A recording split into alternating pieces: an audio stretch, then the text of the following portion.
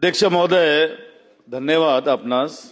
आज संपूर्ण महाराष्ट्रातील अनुसूचित जातीमधील सामान्य जनतेमध्ये अबकड उपवर्गीकरणाचा पेटलेला तीव्र संताप आणि मुंबईच्या रस्त्यावर आपसी मतभेद विसरून विधानभवनावर धडकलेला विराट मोर्चा या निमित्तानं मी सभागृहाचं लक्ष या ठिकाणी वेधून घेत आहे। अध्यक्ष महोदय, या अत्यंत संवेदनशील आणि ज्वलंत विषयावर मी संविधानाचा चौकटीत राहून आज या सार्वभौम अशा छत्रपती शिवाजी महाराज व फुलेशाहू आंबेडकर यांच्या विचारांचे संरक्षक असलेल्या या सभागृहात औचित्याचा हा प्रश्न या ठिकाणी उपस्थित करत आहे। अध्यक्ष महोदय, बाहेर लाखो निळे वादळ मंत्रालयावर धडकतंय आणि शासन आतमध्ये संविधानाच्या मूळ चौकटीला सुरुंग लावतंय, हे या सभागृहात मुखदर्शक बनून आम्ही उघड्या डोळ्यांनी पाहू शकत नाही। अध्यक्ष महोदय, मी आज या सभागृहाचे आणि राज्य शासनाचं लक्ष राज्यात निर्माण झालेल्या एका अत्यंत अशा या गंभीर व कायदा व सुव्यवस्थेचा प्रश्न निर्माण करू शकणाऱ्या परिस्थितीकडे वेधत आहे। अध्यक्ष महोदय, डॉक्टर बाबासाहेब आंबेडकरांनी आपल्याला संघटित व्हायला सांगितलं होतं, विभाजित व्हायला नाही। हा निर्णय आरक्षणाचं कवच कुंडल काढणारा आहे आणि आम्ही तो कधी या ठिकाणी खपवून घेणार नाही। अध्यक्ष महोदय, आज आपल्या राज्यात काय चाललंय?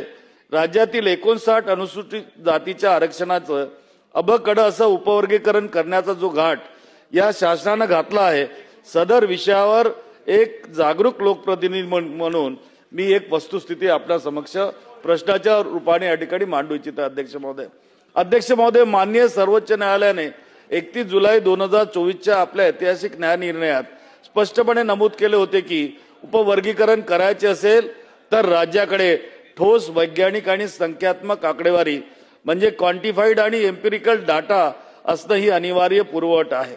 आज राज्यात जातीनिहाय जनगणना आणि सामाजिक आर्थिक सर्वेक्षण SIR अद्याप सुरूच आहे।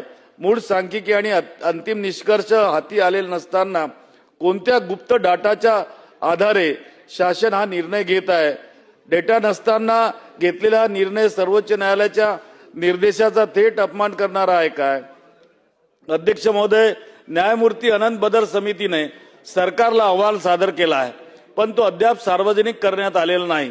जो अहवाल सामान्य जनतेला किंवा आम्हाला वाचायलाच मिळाला नाही, त्यावर हरकती नोंदवण्यासाठी अवघ्या 5 दिवसाची मुदत देणे हा लोकशाहीचा आणि नैसर्गिक न्याय तत्वाचा खून आहे। अध्यक्ष महोदय, त्याचा जर बदर समितीचा अभ्यास परिपूर्ण होता तर पुन्हा मुख्य सचिवाच्या अध्यक्षतेखाली दुसरी समिती नेमण्याची गरज का भासली? यावरून स्पष्ट होते की शासनालाच या प्रक्रियेवर शंका आहे। अध्यक्ष महोदय, आज सरकारी नोकऱ्यांचे मोठ्या प्रमाणावर खाजगीकरण सुरू आहे। कंत्राटी पद्धतीने आरक्षण मोडीत निघत आहे। शासकीय जागा शिल्लक राहिलेल्या नाहीत।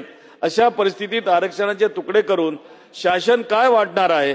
शून्याचे कितीही तुकडे केले तरी उत्तर शून्यच येते। अध्यक्ष महोदय, हा केवळ मूळ प्रश्नावरून लक्ष भरकटण्याचा आणि बौद्ध दलित विरुद्ध हिंदू दलित असा कृत्रिम संघर्ष उभा करून सामाजिक सलोखा बिघडवण्याचा राजकीय डाव तर नाही। अध्यक्ष महोदय, करिता माझा सरकारला या निमित्तानं थेट विचारणा आहे की बदर समितीचा अहवाल अजून मंत्रिमंडळाने स्वीकृत केला नाही, मग बार्टी मार्फत जनतेकडून तातडीने हरकती मागवून नागरिकांची दिशाभूल कोणाच्या दबावाखाली केली जात आहे?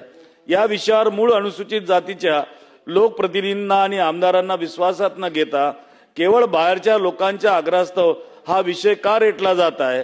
तिसरा प्रश्न आणि शेवटचा, राज्यातील सामाजिक सलोखा आणि अनुसूचित जातीचे घटनात्मक ऐक्य टिकविण्यासाठी शासन या वादग्रस्त प्रक्रियेला तात्काळ स्थगिती देऊन हा अहवाल आधी सभागृहाच्या पटलावर ठेवणार आहे का?